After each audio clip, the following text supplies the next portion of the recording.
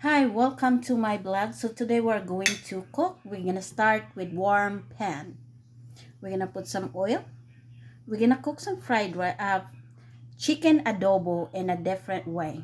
We're gonna saute our garlic, and I use a lot of garlic in this recipe. We're just gonna brown the garlic. Garlic is brown, so we're gonna put our onions. We're gonna saute again. Next, we're gonna put our shredded chicken. And then we're just gonna saute again. We are gonna season our chicken. Dried oregano, 2 tablespoons. Anato,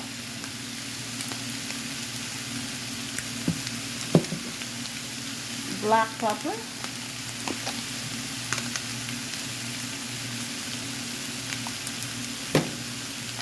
curry powder,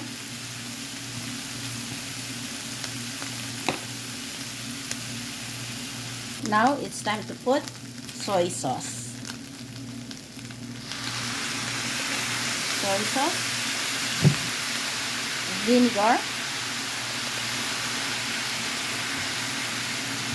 and then we're just gonna let this simmer. So that's how it looks. Yummy.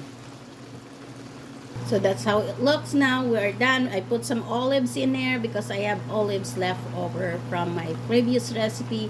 And thank you so much for watching. See you on my next video. Give me a thumbs up if you like this video. Bye.